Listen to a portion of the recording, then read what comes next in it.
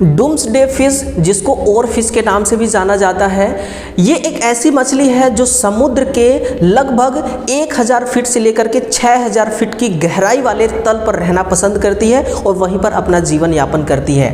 लेकिन ये मछली जब से समुद्र से बाहर आई है, मतलब कि समुद्र के तट पर आई हुई है, तब से ये मछली न्यूज़ में बनी हुई है। हर न्यूज़ वाला इसके बारे में न्यूज़ लिख रहा है। ऐसा कहा जाता है कि ओर फिश, जिसको हम डूम्सडे फिश के नाम से भी जानते हैं, ये जब जब समुद्र तट पर आई है तब तब भूकंप का संदेशा लाई है। यानी कि जो हमारा अर्थक्वेक है, अर्थक्वेक का सिग्नल क्या इस मछली की वजह से होता है, मतलब कि भूकंप आने का जो एक संकेत है, क्या मछली इसका कारण है या फिर इसका कुछ और कारण हो सकता है? आइए इस सेशन के माध्यम से समझते हैं। सबसे पहले जानिए कि जो ओर फिश होती है दिखती कैसी है। ये कुछ इस प्रकार की दिखती है और समुद्र के बहुत गहराई वाले स्थान पर ये अपना जीवन यापन करती है। ऐसा कहा जाता है कि ये जो मछली है इसकी लंबाई जो है 30 से 35 फीट होती है कम से कम, और मैक्सिमम इसका जो लंबाई है वो होता है 56 फीट, यानी कि 56 फीट का इसका लंबाई होता है। ये मछली समुद्री जीव है जो कि बहुत ही गहराई में ये अपना जीवन यापन करती है। लेकिन जब से ये बाहर आई हुई है, समुद्री तट पर आई हुई है, तो भूकंप, ऐसा कहा जाता है कि अब आने वाला है। भूकंप आने का एक संकेत है ना, यानी कि जो हमारा अर्थक्वेक है ये आने का संकेत है। अगर इसका पिछला इतिहास देखा जाए इस मछली का, तो वर्ष 2011 में, वर्ष 2013 में, वर्ष 2017 में और वर्ष 2025 में जब जब ये मछली बाहर आई है तब तब समुद्र में आपदा जरूर आई है। इस बात पर कितनी सच्चाई है भूकंप का संकेत का आना, आइए इस सेशन में हम समझ लेते हैं आसान भाषा में। देखिए, जो अर्थक्वेक है इसका सिग्नल अगर हम एनिमल बिहेवियर से देखें, यानी कि जानवरों की आदतों से देखें, तो हम कुछ इस प्रकार समझ सकते हैं कि ऐसा कहा जाता है कि बिल्ली का छिप जाना भूकंप आने का एक संकेत है, हाथियों का चिंघाड़ना भूकंप आने का एक संकेत है, मछली का समुद्री तट पर आना ये भी एक भूकंप का संकेत है। इसके अलावा और तमाम चीज़ें बताई जाती हैं, है ना। इस बात पर कितनी सच्चाई है उसको भी हम जानेंगे।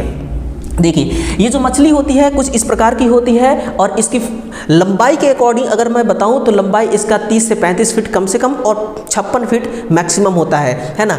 ये मछली अभी हाल फिलहाल में कहाँ पर देखी गई है, तो ये मछली देखी गई है आपके यूनाइटेड स्टेट का जो मैक्सिको है, मैक्सिको का जो आपका पैसिफिक एरिया है ना, प्रशांत महासागर का जो बाजा कैलिफोर्निया है, कैलिफोर्निया में जो प्रशांत महासागर है, यहाँ पर इस मछली को इस स्थान में देखा गया है। और अब ऐसा अनुमान लगाया जा रहा है, ऐसा प्रेडिक्ट लगाया जा रहा है कि भाई अब कुछ न कुछ भूकंप या फिर कोई आपदा आने वाली है समुद्र में।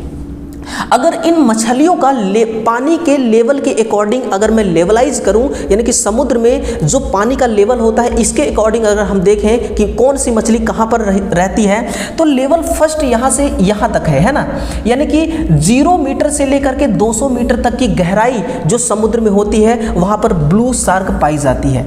इसके अलावा बहुत सारे और भी समुद्री जीव होते हैं जिसको हम इंटरटाइडल जोन कहते हैं, इसको हम फोटिक जोन के भी नाम से जानते हैं इस लेवल को।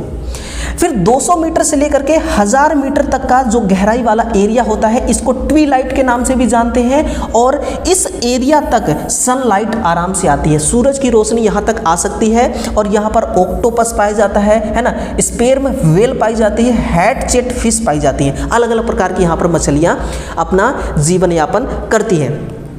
फिर 1000 के बाद 4000 मीटर से लेकर के 6000 मीटर तक की जो गहराई वाली एरिया होता है उसको हम कहते हैं एफोटिक जोन, और यहाँ पर सूरज की लाइट नहीं पहुँचती है, यहीं पर ये मछली पाई जाती है जिसको हम डूम्सडे फिश या फिर ओर फिश कहते हैं। इसके अलावा एंगलर फिश भी होती है। इस एंगलर फिश को समुद्री जीव का राक्षस कहा जाता है। ये मछली राक्षस के जैसे दिखती भी है ना, और बहुत ही खतरनाक होती है। तो ये मछलियाँ इस पानी के लेवल पे अपना जीवन यापन करती हैं। और कहाँ पर देखा गया है? ये देखा गया है मैक्सिको में, जो कैलिफोर्निया है वहाँ पर इसको देखा गया है। देखिए, जो वर्ष 2000 अभी हाल ही में जो ये मछली बाहर आई है 2025 में बाहर आई है, इससे पहले कब आई थी? अगर इसका इतिहास हम जानने की कोशिश करें तो इससे पहले आई थी अफ्रीका में, है ना, अफ्रीका 2011 में आई थी और एंगलर फिश नामक मछली यहाँ पर आई थी। और जब भी यहाँ पर आई तो भूकंप आया और तकरीबन 20,000 लोगों की जान गई, है ना, सुनामी आई, तकरीबन 20,000 लोगों की जान गई। वर्ष 2017 में कैलिफोर्निया के अंदर फिर से भूकंप आया, क्योंकि ये मछली फिर से यहाँ पर देखने को मिला है और 6.6 मैग्नीट्यूड का यहाँ पर भूकंप देखने को मिला, जिसमें बहुत सारे लोगों की जान चली गई, है ना। अब वर्ष 2025 में ये मछली समुद्री तट पर देखने को मिला है, तो क्या हम इस बात का अंदाजा लगा सकते हैं कि फिर से सुनामी आने वाली है ना। वर्ष 2013 में भी इस मछली को यहीं पर देखा गया था और वहां पर भी सुनामी आई हुई थी।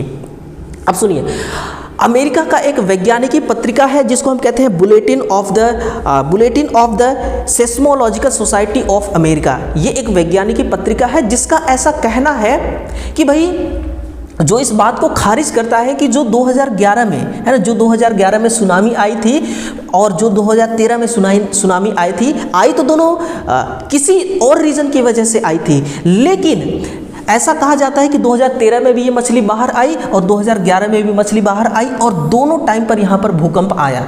भूकंप आने का रीज़न क्या है? भूकंप आने का रीज़न ये भी है कि ये जो आपको रिंग ऑफ फायर वाला जो एरिया दिख रहा है, ये एक ऐसा एरिया है कि बताया जाता है कि विश्व का सबसे सेंसिटिव अर्थक्वेक एरिया इसको माना जाता है, यानी कि सबसे ज़्यादा भूकंप इस एरिया में आता है। क्यों आता है, उसके पीछे का कारण है, ये देखिए, पैसिफिक प्लेट, ये जो प्रशांत महासागर है, इस पैसिफिक प्लेट के जो चारों तरफ के प्लेट है, जैसे कि नॉर्थ में अमेरिकन प्लेट है और साउथ में अमेरिकन प्लेट है, बीच में यहाँ पर देखिएगा कोकोस प्लेट है, कार्बियन प्लेट है ना, नाजका प्लेट है, इंडियन ऑस्ट्रेलियन प्लेट है और अंटार्कटिका प्लेट है, फिलिप्स, है ना, फिलीपींस प्लेट है और फिर ये है आपका एशियन प्लेट। तो यहाँ पर भूकंप क्यों आता है? क्योंकि जो पैसिफिक प्लेट है ना, ये प्लेट समुद्र के निचले हिस्से में स्थित है और जब भी ये प्लेट सस्टेंस होता है और सस्टेंस होकर जब समुद्री तल की गहराई पर जाता है तो दोस्तों ये मेल्ट हो जाती है और मेल्ट होकर के मैग्मा बन जाती है, मैग्मा में कन्वर्ट हो जाती है और एक्स्ट्रा अमाउंट ऑफ जो मैग्मा है ये नीचे से ऊपर निकलती है, जिसको हम सुनामी कहते हैं, है ना। और सुनामी, भूकंप, सुनामी के बाद ही भूकंप आती है, इसलिए इस पूरे एरिया को रिंग ऑफ फायर कहा जाता है। और यहाँ से लेकर के यहाँ तक की जो एरिया बताई जाती है वो 40,000 किलोमीटर बताई जाती है। कितना? 40,000 किलोमीटर का रेंज यहाँ से यहाँ तक का है ना। इस पूरे एरिया को सबसे ज़्यादा सेंसिटिव अर्थक्वेक एरिया माना जाता है, इसलिए भी भूकंप आती है। और ये मछली जब जब भी समुद्री तल पर आई है तब भी भूकंप आती है। ये बात भी सही है कि भूकंप आने से पहले कुछ एनिमल का बिहेवियर से हम पता लगा सकते हैं, है ना, और ऐसा हुआ भी है। और ये इस बात पे भी सच्चाई है कि भाई ये जो एरिया है हमेशा इसी एरिया पे ये मछली निकली है और हमेशा इसी एरिया पे भूकंप भी आया हुआ है ना। तो ये जो न्यूज़ है, इस न्यूज़ को बहुत ही बेसिक तरीके से और बहुत ही इजी लैंग्वेज में मैंने आपको बताया ताकि आपको आसानी से समझ जाए। और देश दुनिया में कौन सी क्या चल रही है, कैसी खबर है, कैसी नहीं, ये भी जानना, ये भी बताना हमारा दायित्व है। तो इस सेशन को आपने बहुत ही शिद्दत से सुना, इसके लिए आप सभी को बहुत बहुत थैंक्स, धन्यवाद।